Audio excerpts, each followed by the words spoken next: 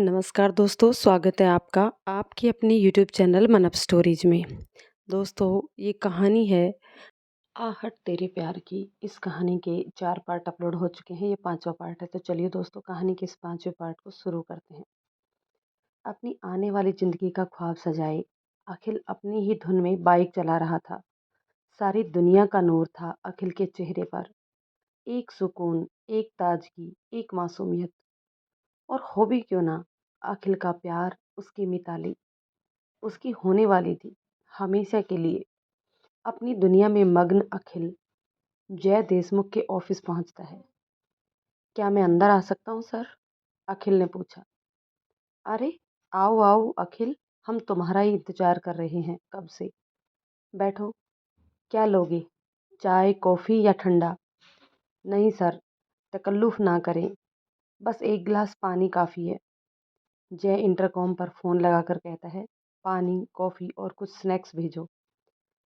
फिर अखिल की ओर मुखातिब होते हुए कहता है, और बताओ, कैसे हुए पेपर्स? पेपर्स काफ़ी अच्छे हुए हैं सर।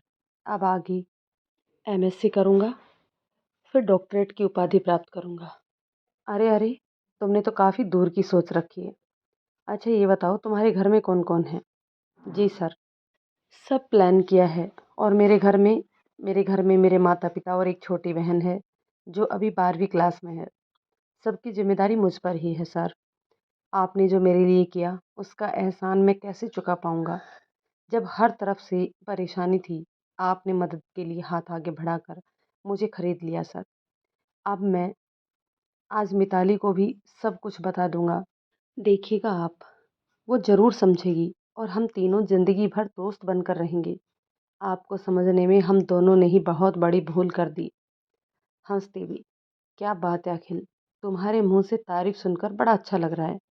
हमें यही तो करना था। तुम्हारे सामने थोड़ी सी एक्टिंग क्या की, तुम तो हमें भगवान समझ बैठी। लोग सही कहते हैं, मध्यम वर्गीय लोग इमोशंस के धनी होते हैं। तुम भी हो, and I really appreciate that. ताली बजाते हुए जय देशमुख ने कहा। पर क्या करूं अखिल, मैं तो भाई ऐसा ही हूँ। क्या कहा था तुमने अभी थोड़ी देर पहले, कि तुम्हारे परिवार की जिम्मेदारी तुम पर ही है? चलो, तुम्हें किसी से मिलवाता हूँ। किससे सर? आश्चर्य से अखिल पूछता है। अरे चलो तो। जय अखिल का हाथ पकड़कर अपने ऑफिस के एक रूम में ले जाता है। रूम की लाइट ऑफ होती है। सर क्या हुआ? यहाँ क्यों लाए हैं आप मुझे? सब्र करो अखिल, सब्र करो। इतने में जय देशमुख कहता है, कोई है? लाइट शुरू करें। जैसे ही उस रूम की लाइट शुरू होती है, अखिल को सामने चेयर पर उसके माता पिता और बहन चेयर पर बंधे हुए दिखाई देते हैं। माँ, पापा, आशु, क्या हुआ आप सबको? यहाँ कैसी? और ऐसे किसने बांधा है आप लोगों को? फिर जय देशमुख की तरफ देखकर कहता है, सर ये लोग इस हालत में आपके ऑफिस में? क्या मतलब है इस बात का? इन्हें ऐसे बांध कर क्यों रखा गया है? और ये लोग ऐसे बेहोश क्यों हैं? क्या किया इन लोगों के साथ आपके आदमियों ने? इनसे कहिए ना सर, छोड़ दे मेरे परिवार को। आप और मैं तो दोस्त हैं ना अब। बस, दोस्ती तुझ जैसे भिखारी से? औकात औकात देखी है तूने अपनी? कहाँ हम जय देशमुख, और कहाँ तुम? तुमने सोच भी कैसे लिया कि हम तुम जैसे 2 कौड़ी के आदमी से दोस्ती करेंगे? घुर्राकर जय देशमुख बोला। अखिल भौचक्का सा कभी जय देशमुख को तो कभी अपने परिवार को देखता है। क्या हुआ अखिल? ऐसे हैरानी से मत देखो। तुमने ही तो कहा था कि तुम एहसान कैसे चुकाओगे। तुमने कहा था कि ब्याज समेत हमारा कर्ज उतार दोगे। तो समझो कि हमने तुम्हारे सर का बोझ हल्का कर रहे हैं। देखा हम कितने महान हैं, कितना ख्याल रखा है। भयानक कहकही लगाने लगा जय देशमुख। आखिर कहना क्या चाहते हैं सर आप? ओह, कितने मासूम हो तुम अखिल, कुछ समझते ही नहीं हो। चलो, अब हम ही बता देते हैं। और अब असली मुद्दे की बात सुनो। तुम्हारे परिवार को लेकर ये शहर छोड़ दो, हमेशा हमेशा के लिए। और इस छोटे से पत्र पर दस्तखत कर दो। पर क्यों? और क्या है इस खत में? अरे अरे, खुद पढ़ लो। हम ऐसे नाइंसाफ़ी नहीं करेंगे तुम्हारे साथ। अच्छा रुको, हम ही पढ़कर सुना देते हैं। जय देशमुख अखिल को लेटर पढ़कर सुनाने लगता है।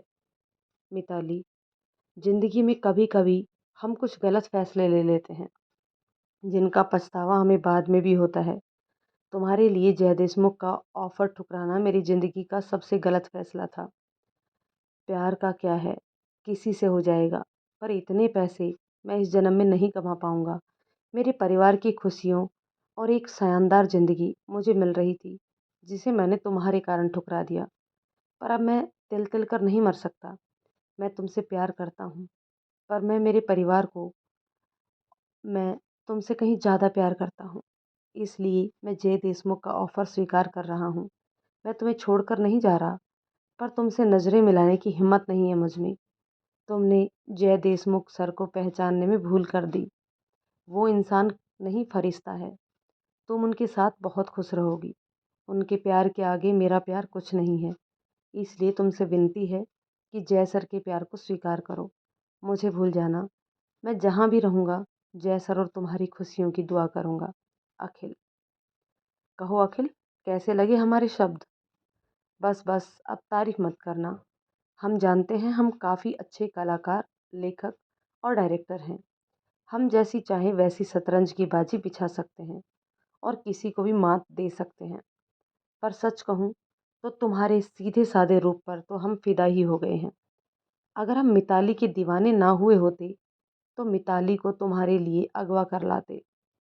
सच्ची, दिल जीत लिया तुमने हमारा। और देखो, सिर्फ और सिर्फ तुम्हारे इस प्यार के रूप की वजह से हमने तुम्हारे परिवार को कोई नुकसान नहीं पहुंचाया है, वरना तुम्हारी बहन तो हमारे लोगों को बहुत। जय देशमुख जोर से चिल्लाया अखिल।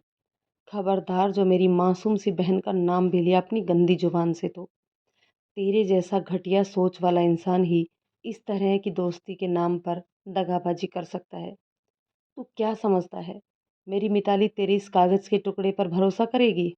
नहीं, वो मेरी मिताली है। मर जाएगी, पर तुझ जैसे इंसान की बात पर कभी भरोसा नहीं करेगी। तुझे इस जन्म में तो मिताली का प्यार मिलने से रहा। थू है तुझ पर और तेरे पैसे पर। तड़ाक, जोर का थप्पड़ पड़ा अखिल के गाल पर। जब मौत सामने खड़ी हो ना, तो आवाज़ ज़्यादा नहीं करनी चाहिए। हम तुम्हें अभी के अभी मौत के घाट उतार सकते हैं। इसलिए तुम्हारे लिए बेहतर यही होगा कि जहाँ हम कहें, जैसा हम कहें, वैसा करते जाओ। और तुम्हें लगता है कि मैं मौत से डरता हूँ? तुम चाहो तो ये भी आजमा कर देख लो। अच्छा, तुम कहते तो हो, ये भी आजमा लेते हैं। स्वदेश, जोर से चिल्लाया जय देशमुख। अखिल को बताओ कि मौत का डर किसे कहते हैं।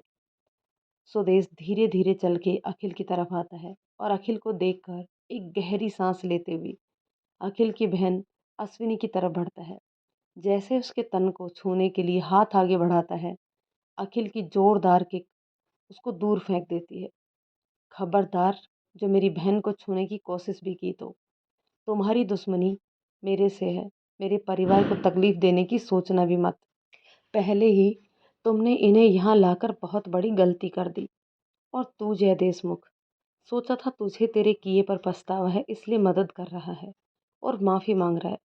पर तू तो दोस्त बनकर खंजर घोंप रहा था। तुझे लगता है कि मैं डर जाऊंगा तेरी गिदड़ भभकी से? ना मैं डरूंगा, ना मेरे परिवार को कुछ होने दूंगा, ना मिताली के साथ तुझे कुछ गलत करने दूंगा। मैं अकेला ही तेरी इस चांडालों की सेना पर काफ़ी हूँ। इतना कहते कहते अखिल ने जय देशमुख की गर्दन पर एक सिरिंज लगा दी, हवा भर के, और उसे अपने चंगुल में फंसा लिया और घुर्राया, छोड़ दो मेरे परिवार को, वरना इस सिरिंज की हवा इस नमूने के शरीर में होगी और एक बबल बनेगा जो कि कुछ ही पलों में इसकी कहानी ख़त्म कर देगा। चलो जल्दी करो। अखिल फिर से घुर्राया जय देशमुख के प्यादों पर। वो लोग अखिल के परिवार को मुक्त करने आगे बढ़ते ही हैं कि पीछे से आकर अखिल के सर पर जोरदार वार करता है। इधर मिताली के फ़ोन की घंटी बजी। देखा तो रश्मि का फ़ोन था। हेलो। हेलो मीता, कैसा हुआ आज का पेपर? कहाँ जा रही है आज शाम को? रश्मि ने मिताली की बात घुमाकर अखिल के लिए पूछा। यार रश्मि, कहाँ जाऊंगी, बस घर पर ही हूँ। क्यों, अखिल के साथ नहीं जा रही कहीं?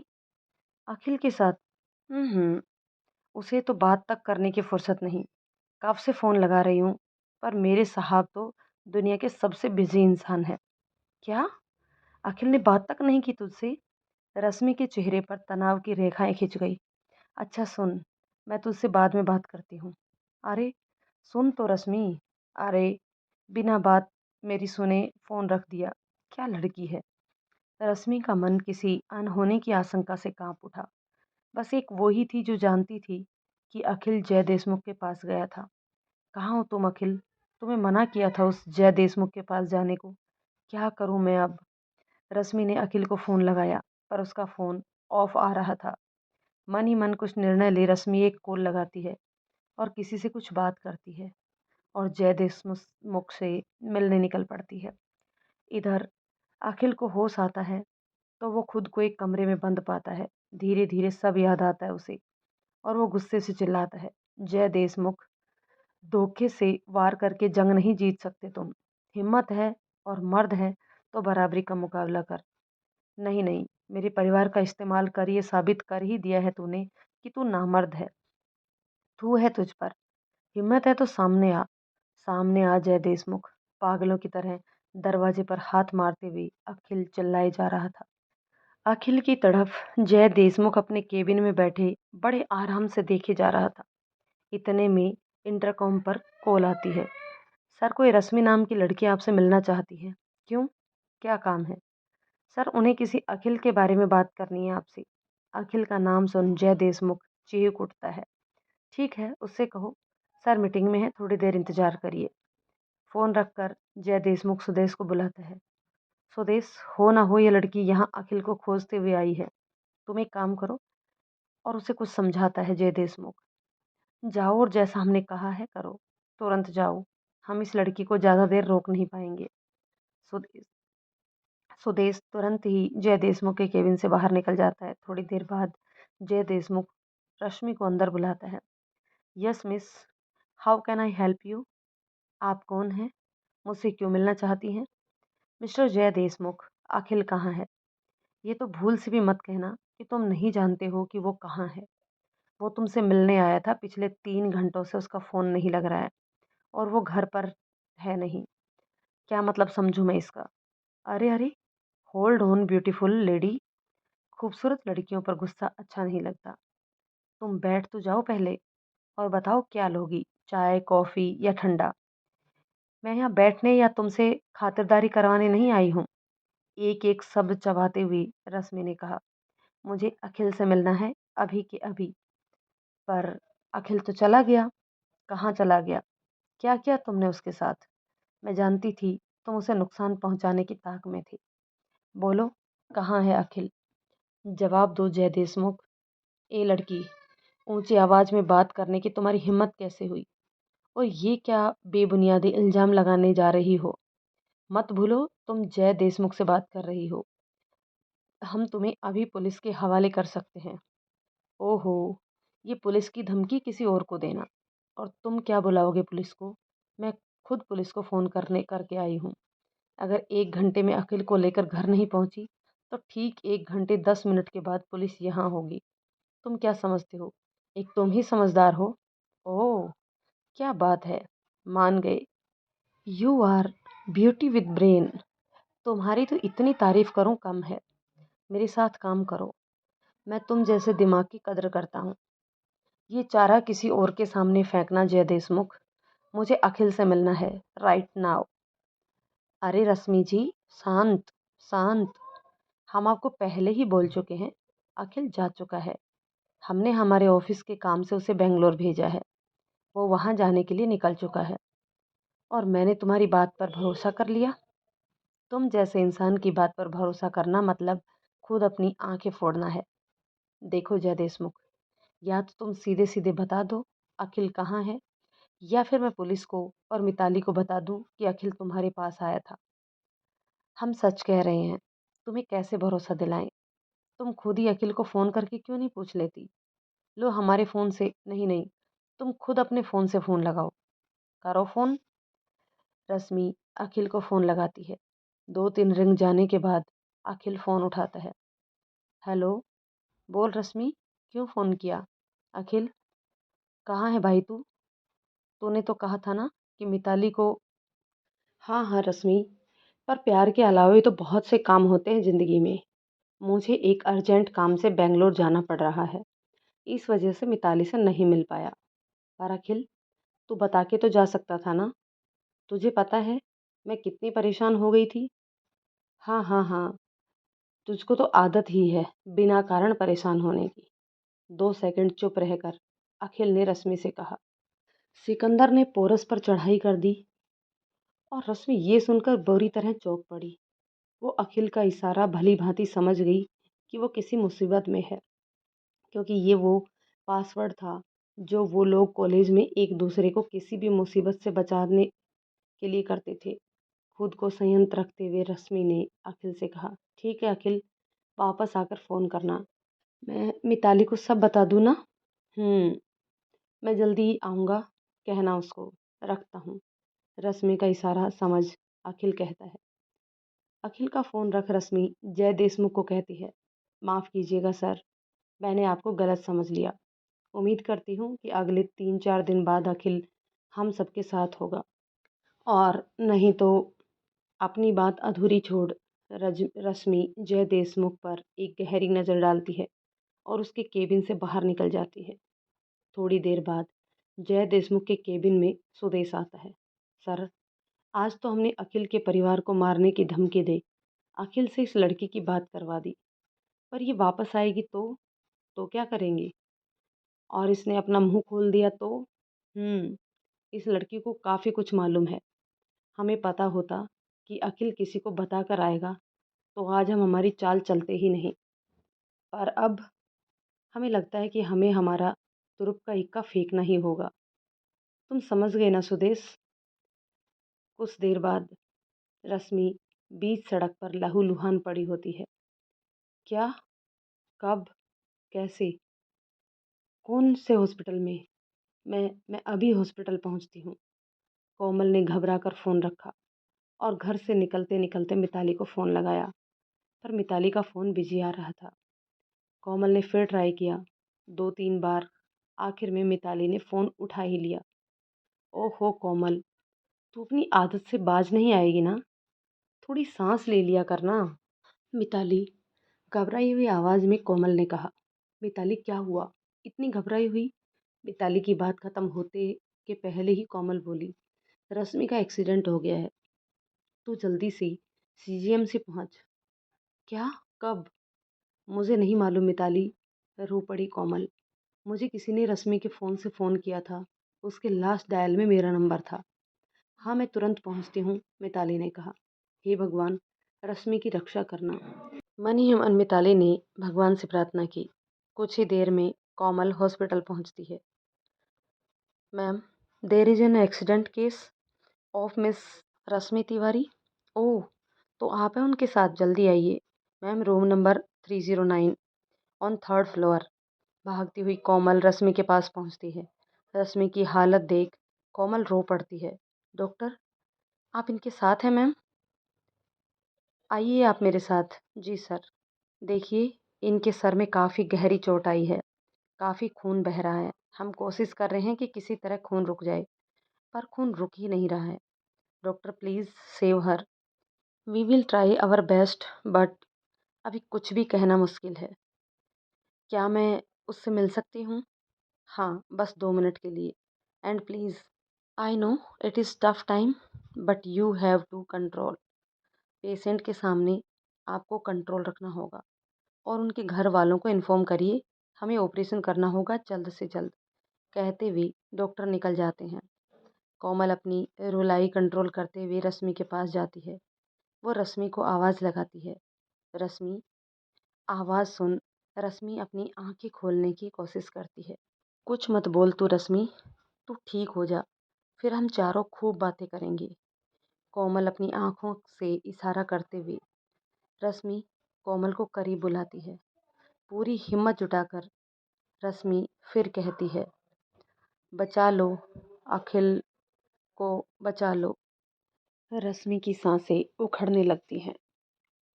म डायरी बचा, इतना बोल रश्मि शांत हो जाती है, हमेशा हमेशा के लिए। रश्मि, रश्मि, डॉक्टर, रश्मि, रश्मि नर्स कोमल को बाहर करती है। इतने में मिताली भी पहुंच जाती है। कोमल, रश्मि, फूट फूट कर रो पड़ी कोमल।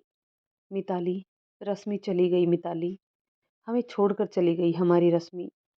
इतना बोलते बोलते कोमल फूट फूट कर रो पड़ी। नमी आ गई आदित्य की आंखों में भी। कोमल को पानी देते हुए आदित्य ने पूछा, पर कोमल, मिताली ने जय देशमुख से शादी क्यों की? अखिल का क्या हुआ? रश्मि ने अपने आखिरी पलों में क्या कहा तुमसे? अभी जय देशमुख कहाँ है? प्लीज बताओ कोमल।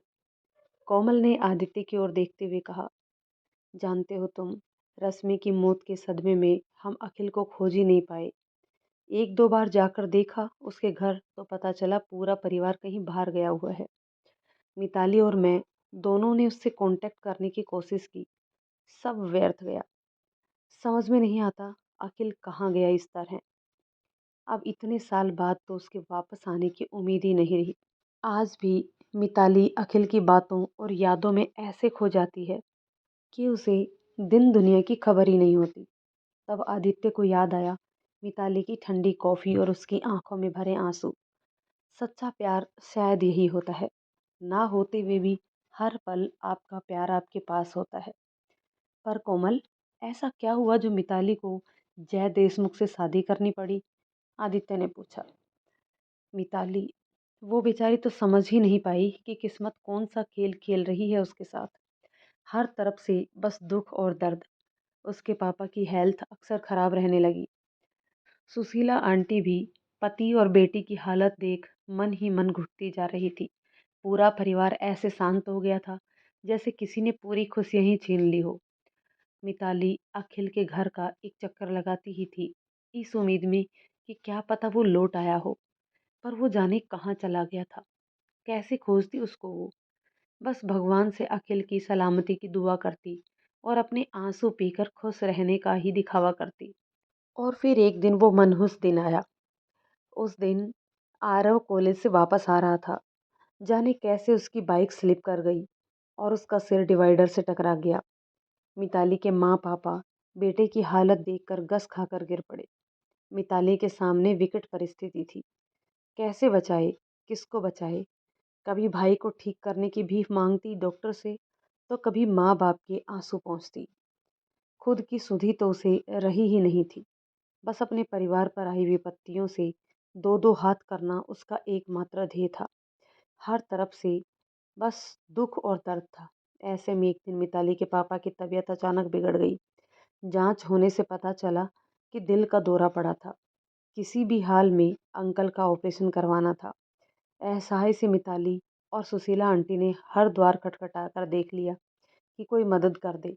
पर कहते हैं ना, अपनी परछाई भी साथ छोड़ देती है। हर किसी ने हाथ ऊंचे कर दिए। जिनको अंकल ने पैसे दिए थे उन्होंने भी माँ बेटी को झूठा आश्वासन दे दिया, अगर अंकल का ऑपरेशन नहीं करवाती तो शायद वो। ऐसे में जय देशमुख भगवान बनकर आया। उसने मिताली को बिना बताए अस्पताल का बिल भरा और अंकल के इलाज का सारा खर्च वहन किया। मिताली को जब पता चला तो वो समझ ही नहीं पाई कि वो कैसे रिएक्ट करे। पर सच तो ये था कि अंकल की जिंदगी जय देशमुख के कारण ही बची थी। अंकल और आंटी पर जय देशमुख ने अपना पूरा दबदबा बना लिया था। अंकल की देखभाल करना, आरव का चेकअप के लिए ले जाना, सुशीला आंटी को किचन में हेल्प करना। कोई सोच भी नहीं सकता था कि जय देशमुख किस तरह का रंग बदलने वाला गिरगिट है। एक दिन अंकल को शाम की सैर पर ले जाते वक्त जय ने मिताली का जिक्र छेड़ा। पार्क में जय देशमुख ने मिताली का जिक्र छेड़ा। अंकल, बुरा ना माने तो कुछ पूछ सकता हूँ आपसे? हाँ हाँ बेटा, कहो ना।